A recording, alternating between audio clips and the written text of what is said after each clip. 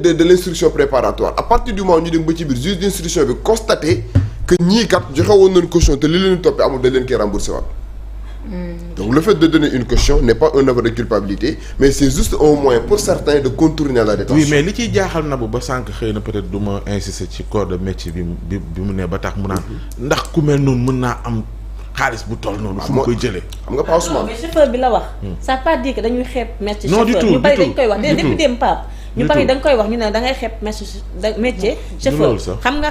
métier la. da ngay liggéey mais naka la. koo xam ne yow li dawalal ministre kese wala dawalal kenn kese nga mën a am assez d'argent wala nga récupérer autant d'argent ba pare bu ñu la waxee nga ne ministre bi moo taxoon ma def ko kon ça veut dire que problème am na. mais pourquoi bu ñu sax nit ñi bu ñu amee tiitaange ci benn fonctionnaire bu ñu jàpp mu génne 100 millions teg ko ci table bi mu jaaxal nit ñi pourquoi ñu beneen métier bu ñu ko waxee bu ñu poser la même question. dañuy wax nabu doguma la naka la mën a amee xaalis bii nii. c'est ça c'est un métier comme tous les bu dee daloon journaliste bi aussi même question la ñuy wax koy affairiste loolu leneen la. beneen bi mooy chauffeur bi nga laal ba tey. man fa laa bëgg a jaaree ci Pape Ahmadou pour laajte ndax mënuñu jaar ci loolu pour mën a topp nit ñi ci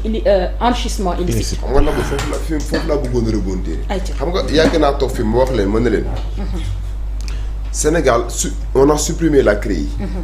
Mais j'ai comme l'impression que les gens dañuy oublier ne l'infraction enrichissement illicite subsiste toujours dans le code pénal du Sénégal. Ça veut dire que Sénégal comme dañoo supprimer CREI supprimer wala enrichissement illicite alors que l'article 163 bis du code pénal day wax ne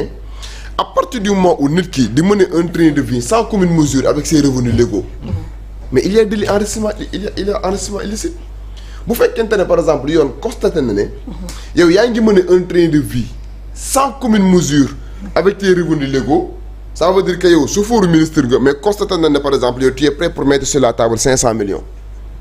fan nga war a mën a jëlee 500 millions yi. mais il y a enrichissement illicite. léegi nag infraction enrichissement illicite man pourquoi ñoom duñ ko viser wala ci seen infraction ils ont tendance à retenir le détournement de deniers publics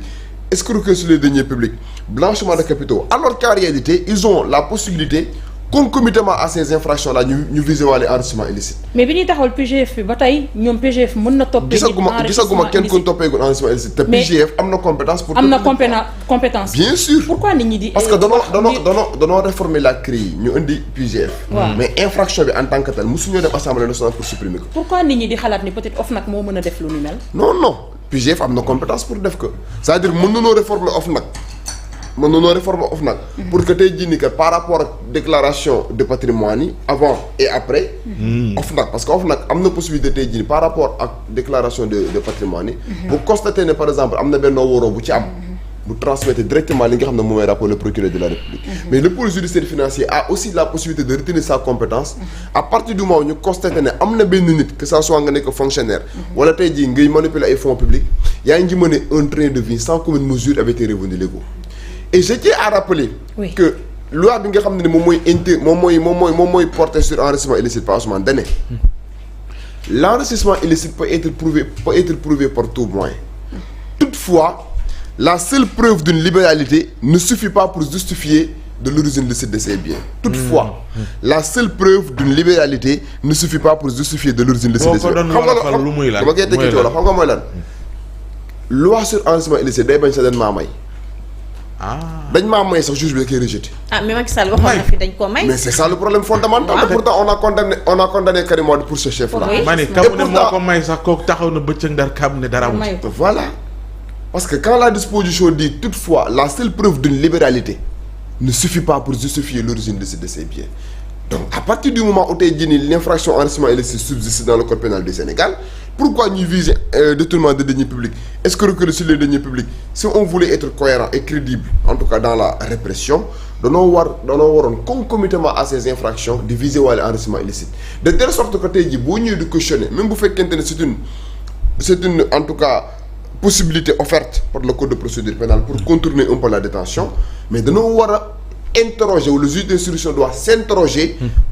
par rapport même à la licéité des sommes yi nga xam ne tey jii yaa ngi koy mettre sur la table du juge en guise de caution parce que somme yooyu noonu à partir du moment où juge bi constaté que les faits pour lesquels tu as été inculpé devant son cabinet ne sont pas avérés mu war la décerner non-lieu mais somme yooyu dañ la koy remboursé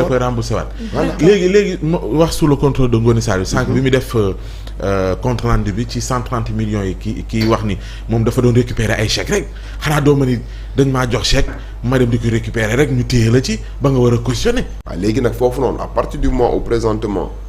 ñu ngi waaj a dem assemblée nationale pour la résolution de mise en accusation parce que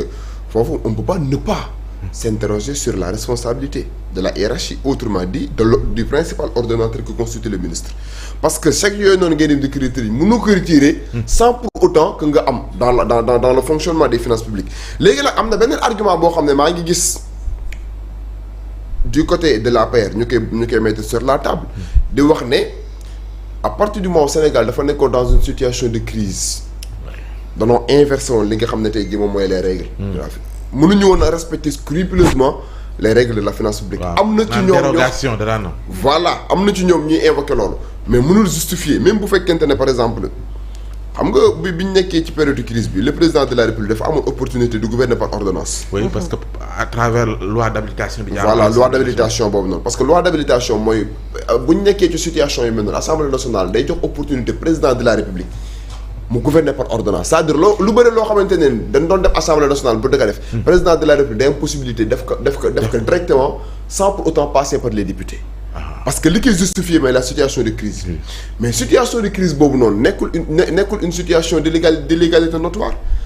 il y avait toujours tey jii des dispositions yoo xam ne mu ngi doon encadrer le comportement des uns et des autres donc de ce point de vue là à partir du moment où ñu ngi doon wax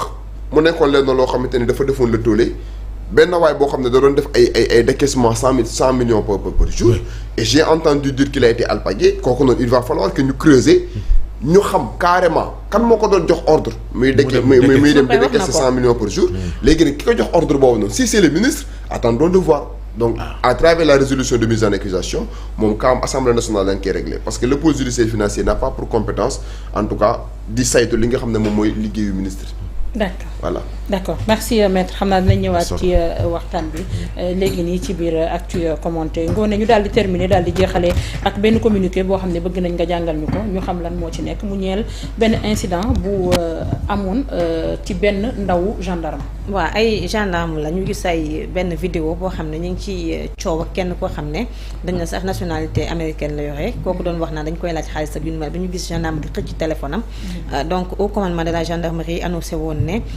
dinañ ci ubbi enquête boobu la wax nag ubbi nañu ko ginnaaw incident bi nga xam ne dafa impliqué ñetti gendarme yu ñu affecté foofee te police de circulation routière département bu Saint-Louis ñu ne dañu leen filmer ci vidéo boo xam ne viral na diggante démb ak léegi ñu wane daal benn altercation verbale bu tendue boo xam ne am nañ ko ak automobiliste étranger ñu daal leen identifier mu ñetti gendarme yoo xam ne ci jamono ji am na enquête de commandement boo xam ne dañu ko établir ngir dañ ko viser ngir établir responsabilité ci mbir moomee toutefois communiqué bi mi ngi wax ne seen propos ak seen comportement yi nga xam ne am nañ ko dafa contraire aux règles et éthiques de déontologie professionnelle ak principe fondamentaux mu service bi leen di encadrer ci mission bu gendarmerie ñu rappeler que ne action des unités de circulation routière boobee avant tout ci prévention la nekk waaye régulation trafic ak sensibilisation des usagers ak surveillance active réseau routier bi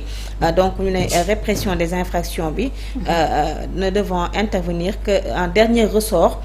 ci strict respect des lois donc gendarmerie mi ngi déplorer toute déviation ci ligne de conduite bi nga xam ne moom la ñu war a tenir mais en particulier bu fekkee ne dafay porter atteinte aux droits humains benn dérive bu mel noonu ne nag dafay ternir image u institution bi te bu fekkee ne les faits sont confirmés mën na entraîner ay sanctions disciplinaires sévères et exemplaires. d'accord jërëjëf Ngoné am na solo ñu lay jaajëfal bu baax a baax Ngoné Saliou Diop mi ñu àndaloon ci car remercier également Adjaratou Mami mi ñu àndaloon ci li xëti xëyee tey tout de suite la régie ñu daal di observer la page de pub et revenir sur le plateau daal di ànd ak yéen ci actu commenté.